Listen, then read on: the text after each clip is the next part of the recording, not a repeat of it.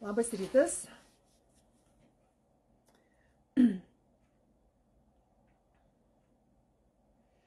Labas rytas, tuoj palauksiu pirmų prisijungusių. Ir šiandien noriu pakalbėti į tokią paslaptingą temą, bet labai viltingą temą, kuri gali būti aktuali, beveik 2/3 planetos gyventojų. Taigi, yra tokių ligų, kurių priežasčių, galima sakyti, iki šiol medicinai, mokslui nepavyko įvardyti. Ir tos ligos dažnai yra atrandamos atmetimo būdu.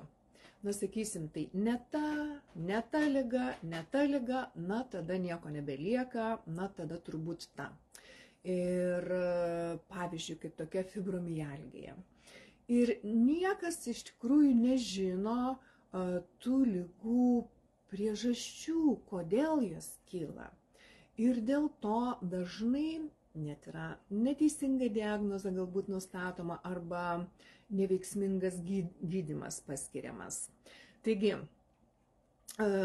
tokios ligos prie paslaptingųjų priskiriamos, kaip jau minėta mano fibromialgija, išsėtinė sklerozė, autoimuninės ligos kaip vilkligė, reumatoidinis artritas, tinitas, skydliaukės negalavimai, Hashimoto sindromas, galvos svaigimas, vertigo ir lėtinis nuovargio sindromas ir taip toliau ir panašiai. Tai va, šiandieną mano ši transliacija skirta galbūt vienos knygos rekomendacijai. Anthony Williams knygoje Medicinos mediumas arba Kas slypi už lėtinių bei paslaptingų ligų ir kaip pagaliau jas įveikti, labai rekomenduoju vis dėlto įsigyti tą knygą ir pamatysite štai kodėl. Jis teigia, kad daugelio tų paslaptingų lėtinių ligų priežastis yra Epšteino-Barr virusas. Tas virusas yra žinomas medikams ir jo yra ieškoma, bet jis gana drąsiai pareiškia, kad visų ligų kamieninė ta priežastis yra Epštein-Barro virusas, kuris paskui jau apauga kitom priežastim ir išnaikinus tą virusą būtų galima pasveikti. Tai yra tokia labai viltinga žinia ligonėms, kurie serga vadinamosiom nepagydomom ligom ar ne tik pristabdomom ligom. Taigi, manau, kad jau ši, kaip sakyti, teorija ar hipotezė, tegul jinai tokia būna, yra verta pasidomėti giliau, kasgi yra tas Epštein-Barro virusas ir juo labiau svarbiausia, ar tikrai galima išnaikinti ir kaip tai padaryti. Taigi, Epštein-Barr virusas. Jis buvo atrastas dviejų Anglijos mokslininkų, tai Antonio Epšteino ir Ivonos Barr, jų vardu ir pavadintas, prieš maždaug 60 metų. Tačiau manoma, kad jis gyvena žmonėse, kaip ir daugelis virusų, jau paplitęs yra gerokai virš 100 metų, bet per tą pastarąjį šimtmetį jis ganėtinai sparčiai mutavo, kaip ir visi virusai, ir dabar yra žinoma apie 60 skirtingų jų rūšių, kurie, ne visos jos tikrai yra pagaunamos mūsų, sakysim, technikos, kurią mes galime juos tyrinėti.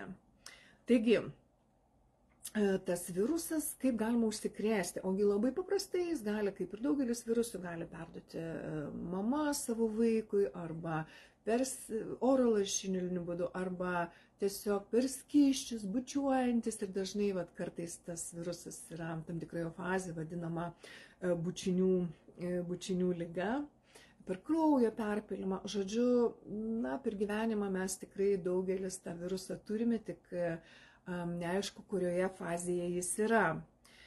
Ir kaip teigia Anthony Williamsas, mokslininkai dar nėra pakankamai jo ištyrinėję to viruso ir labai ilgai jo nepagaus, tačiau Yra ir gerų žinių ir aš pati pasiieškojęs informacijos radau, kad 19 metais netgi Vilniaus universiteto gyvybės mokslų centre Danijos valstybinio serumo instituto profesorius Houenas skaitė paskaitą, tokį pranešimą kaip Epstein-Baro viruso vaidmuo išsėtinės sklerozės ir kitų autoimuninių ligų, kaip čia sakyti, eigoje, ar ne? Tai iš tikrųjų jau mokslas tyrinėja, bet mes galbūt neturėtume laukti, kol tai bus jau patvirtintas protokolas, pažiūrėkime, ką galime padaryti jau dabar. Taigi, man ši informacija, kuri atradau knygoje, buvo labai gyvybiškai svarbi, jo labiau, kad mano aplinkoje, labai artimoje ir šeimoje ir aplinkoje yra žmonių, kurie serga išsėtinė sklerozė, fibromialgija, tinitu, daug pažįstamų turi reumatoidinį artritą, o apie skydliaukės sutrikimus tai jau net nekalbam. Taigi, labai tada trumpai pereinu prie knygos. Kągi kalba Anthony Williamsas, jis aprašo 4 Epstein-Baro viruso fazes, aišku, apie jas čia nekalbėsiu dėl laiko stokos, tikrai rekomenduoju patiems pasityrinėti, ir apie 60 virusų rūšių. Ir tačiau noriu pereiti prie tokios viltingiausios dalies. Knygoje pateikiami yra nurodymai, gana saugus nurodymai, kurių laikantis, kaip sakant, kantriai ir stropiai, kaip rašo autorius, galima pasveikti nuo šio viruso, jį išnaikinti kaip ir bet kurį, sakysime, kitą virusą. Tai yra ypač labai tokia viltinga žinia tų nepagydomų ligų pacientams, kurie dažnai absoliučiai net nėra mokomi apie mitybos reikšmę. Ir juo labiau, kad siūlomas protokolas negali pakenkti, kaip sakant, yra laikomasi Hipokrato priesaikos nepakenkti, ir bet kurių atveju specifinė dieta ir tam tikri maisto natūralūs papildai pagerins mūsų sveikatą bet kuriuo atveju. Kai kurie žmonės, anot knygos autoriaus, virusą nugali, priklausomai čia kokia jo fazė, kokia rūšis, gali nugalėti per 3 mėnesius. Kai kuriais atvejais per metus laiko, 1,5 ar ilgiau. Bet tas protokolas, kuris susideda iš 2 pagrindinių dalių, iš gydomojo maisto ir gydomųjų žolių bei papildų, jis bet kuriuo atveju sugrąžina, padeda atsigauti imuniniai sistemai, padeda pašalinti Epstein-Baro virusą, padeda pašalinti toksinus, kuriuos gamina tas virusas, ir tiesiog susigrąžinti sveikatą. Kad nebūtų baisu, koks tas produktų sąrašas? Autorius pateikia apie 20 produktų sąrašą, kuriuos mes kiekvienas turėtumėm bent po 3 per dieną suvalgyti, ir taip per 1 arba 2 suvalgyti, per 1 ar 2 savaitės, o taip skirtingai suvalgyti visus tos produktus, ar ne, kad gauti tam tikrų gydančių maistinių medžiagų. Kokie tie produktai? Aš įkelsiu visą sąrašą, tikrai įkelsiu į savo tinklaraštį, kiek vėliau, tai bus www.sveikatožurnalistė.lt, bet rekomenduoju įsigyti tą knygą, ten gausite ir tos sąrašus ir protokolus. Bet, pavyzdžiui, numeris 1 yra laukinės mėlynės. Jos padeda atsigauti centriniai nervų sistemai, nes virusas, ypač 4 fazė, labai kenkia centriniai nervų sistemai, ir pašalinti Epstein-Baro viruso gaminamus neurotoksinus iš kepenų. Tai va, laukinės mėlynės. Tikrai galima galbūt rasti šaldytų, ar ne? Antras yra salierai. Salierų kotai. Aišku, būtų labai gerai gauti juos ekologiškus. Aš manau, šiais laikais galima gauti. Ką jie daro? Jie skatina hidrochlorido rūgšties išsiskyrimas skrandyje ir vėlgi aprūpina mineralinėmis druskomis mūsų centrinę nervų sistemą, kuri yra to viruso pažeidžiama. Daigai, jie turi daug cinko, seleno, kurie sustiprina imuninę sistemą ir skatina ją kovoti su šio virusu. Toliau šparagai, jie valo kepenis, blužnį, stiprina kasą. Kalendros, žalios kalendros, ar ne? Jos padeda pašalinti iš organizmų sunkiuosius metalus, pavyzdžiui, gyvsidabrį ir šviną, ir kurie yra mėgstamiausias Epstein-Barro viruso maistas. Ir dažnai pacientai autoimuninių ligų, jie savyje turi daug sunkiųjų metalų, kaip šitie mano minėti, gyvsidabris ir švinas. Ir aš labai džiaugiuosi, dabar mes einame su detokso grupe per detokso mėnesį, detoksikacijos mėnesį, kurio metu tą ir darome, šaliname sunkiuosius metalus, mitybos pagalba ir tam tikro papildo betagardo, kurį aš jau nekartą esu jums minėjusi, pagalba, kuris būtent pakelia sunkiuosius metalus, kaip švina, gyvsidabrį iš organizmo ir jį pašalina. Tai yra labai labai svarbu, kalbant apskritai apie dabartinę mūsų situaciją. Na ir taip toliau, kokoso aliejus, česnakas, imbieras ir iš viso 19 ar 20 tokių produktų. Ir tai nėra sunku iš tikrųjų, tai nėra sudėtinga. Aš dabar ruoždamasi laidai pasižiūrėjau, ką šiandieną 3 tokius turėčiau, ką aš galėčiau suvalgyti. Tai aš radau, aišku, tikrai ne visus, bet radau šaldytų dar aviečių savo remontantinių. Aišku, ką kiekviena rasite namuose, česnako. Ir kokoso aliejus, šiuo atveju kokoso kremo, kuris yra, vis dėlto fantastiškas produktas, ar ne? Jis pasižymi apskritai antivirusiniu ir antiuždegiminiu poveikiu. Tai yra maisto protokolas, ar ne, kurios suvalgom kiekvieną dieną. Ir taip nuosekliai laikomės, kol praeina metus laiko, šiaip gerai būtų ir visą gyvenimą.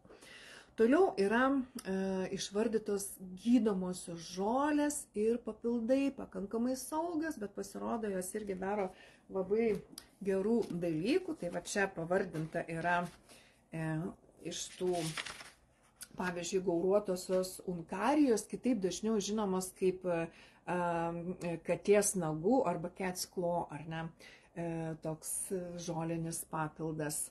Jis padeda kovoti su Epstein-Barro virusu ir jo palydovais mėgstamaisiais streptokokais, A ir B grupės streptokokais pasirodo, ar ne? Pavyzdžiui, cinkas. Atsimenat, kai prasidėjo COVID, ar ne, tas SARS virusas, cinką iš karto cinką rekomendavo. C vitaminas, cinkas būtinai, nes jis būtent stiprina imuninę sistemą ir saugo, pasirodo, skydliaukę nuo Epstein-Barro viruso keliamo uždegimo. Taip pat vitaminas B12, pavyzdžiui, saldymedžio šaknis, vaistinės melisos, tos pačios, selenas, kuris irgi stiprina ir saugo centrinę nervų sistemą, lizinas, spirulina, C vitaminas, dilgėlių lapai, žvaigždiniai nyžiai, kurkuminas ir taip toliau.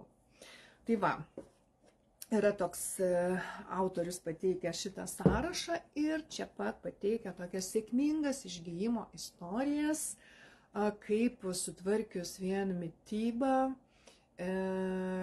iš esmės tai yra mityba, pavyko išnaikinti tą virusą ir žmonės grįžo į gyvenimą.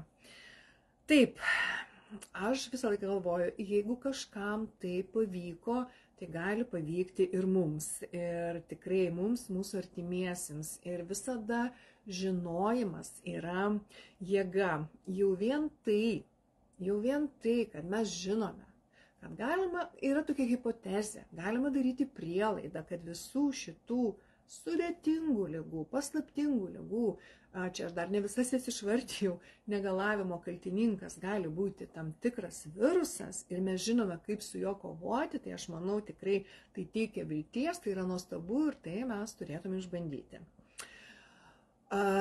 Aišku, medikai pasakytų, nėra mokslinių tyrimų dar tokių, tas Epstein-Barro virusas gal kodėl jis neaptinkamas. Anthony Williamsas sako, kad jis jau antroji fazė jis pradeda slėptis. Jis slepiasi organuose, ar ne, ir jo nebegalima aptikti. Bet užbėgdama už akių visiems skeptikams, aš noriu pasakyti, kad iš tiesų yra jūsų teisė rinktis. Bet tu gali būti skeptikas, o tu gali būti sveikas. Tai ačiū visiems žiūrėjusiems už dėmesį ir prašau pasidalinti šiuo įrašu su tais, kam tai gali būti aktualu. Ir kam tai gali suteikti vilties, patikėkite, turiu tokių ligų šeimoje ir žinau, ką reiškia užsikabinti už vilties ir jo labiau tai yra nuostabus maistas, nuostabus papildai, nuostabus protokolas, kuris ir nekažin kiek kainuoja ir jeigu mes galime išgyti, tai tikrai yra labai gera žinia. Čia buvo Nijolė Koskienė, sveikatos žurnalistė. Detalesnį aprašymą rasite www.sveikatosžurnalistė.lt, ten įkelsiu ir nuorodas ir apačioje po šią transliaciją įkelsiu taip pat galbūt nuorodą į šią knygą, kuri yra lietuvių kalba išleista. Ir taip pat galite mane stebėti YouTube kanale Sveikatos žurnalistė. Būkite sveiki, būkite laimingi, būkite išmintingi. Ate.